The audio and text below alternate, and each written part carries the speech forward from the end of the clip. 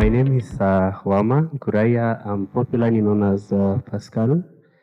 So I'm going to share my story this afternoon, and I told Eric to bring me a bowl of tears, both joyful and sorrowful tears. But anyway, no problem. So first of all, I'd like to give out my background story. I was born in Narok County, and Masai region. It's at the south of Kenya, where it's a home county to Masai Mara National Reserve. I'm sure you know that.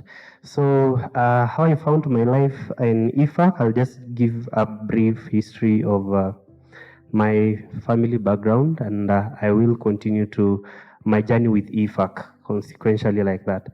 So at first, in 2000, and I think 5, I just found myself in this world, just all alone. I don't know how, but all alone.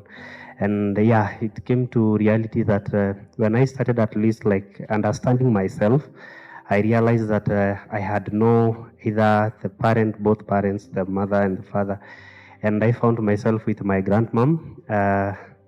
And of course, she was stressed because my father was the only son, and sadly, he passed away. So she was like kind of stressed, having some mental issues. But you know, I was very young by then. I couldn't even understand anything, and I found myself in my aunt's place. She was in my aunt's place, and there I dropped out of school. I went.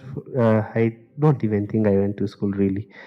I was like looking after my grandparents' livestock, because that is what our community values a lot. That is livestock and goats and whatever. We are known for the Kenyans, I think you know that. So I dropped out of school, and now I had to go and look after this valuable thing, which is our cows and the sheep and the goats. And unfortunately, there was a terrible drought. I don't know which years were those, because I was not like totally enlightened. I didn't even know what it is, what year it is, or even there is years or dates or something like that. So I took care of the goats and something. And where I was, that is at my aunt's place. The owner of the home, like my aunt's husband, had kids, and they were going to school. So they were going to school in Narok, certain boarding school. So whenever these people are going to school, these children are going to school, it was like an event in the village. Like children are going to school, and at some point you'll just watch at a distance and see people going to school, but never came to mind when will that chance ever come for you, whereby you no longer watch people going to school, rather you're also going to school. That's a dream that I never thought it will come true, but yeah, I just became optimistic, and I would borrow sometimes books from kids and just look at the pictures. I really didn't know how to read, but I was just interested in the pictures, seeing pictures and enjoying well. Yeah, just to push the day.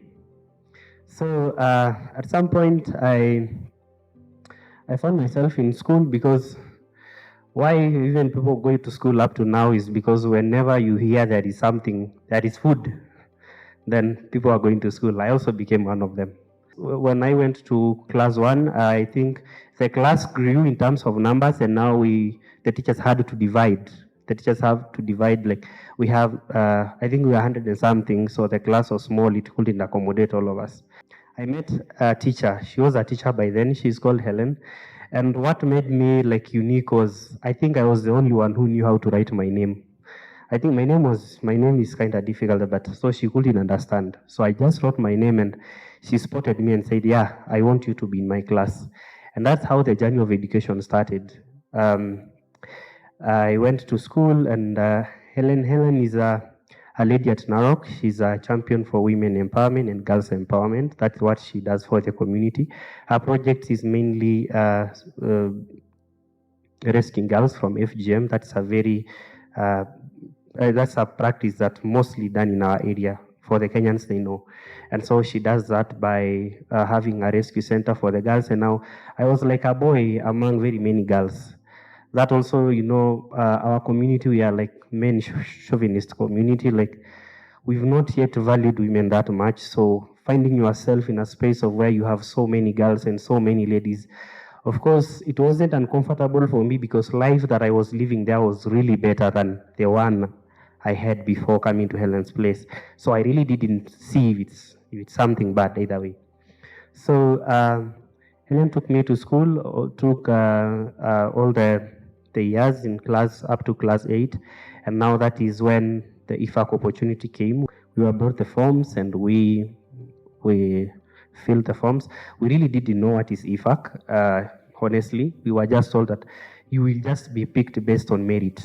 Like this scholarship is based on merit, like how you perform at the end of your class 8 course.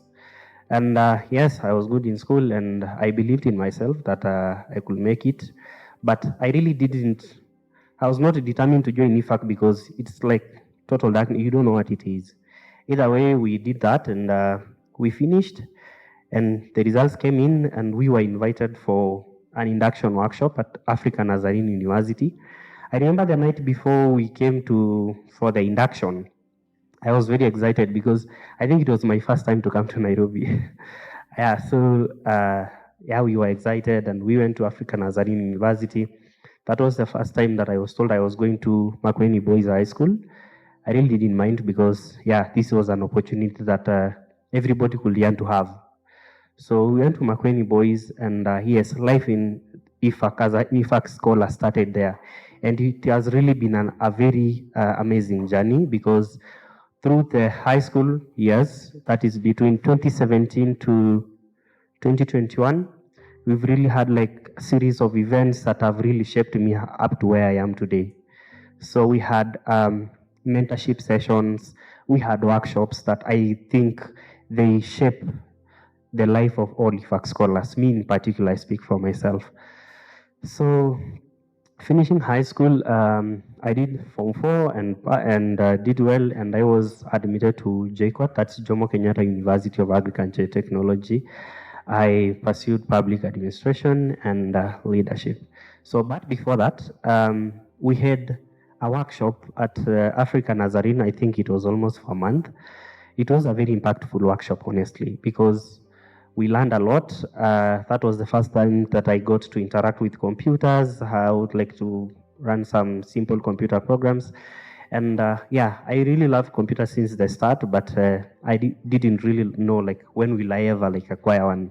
After there, I was admitted to JKUAT, did my course, and I think at third year, I came into the EFAC office. I worked for EFAC for almost 1.5 years.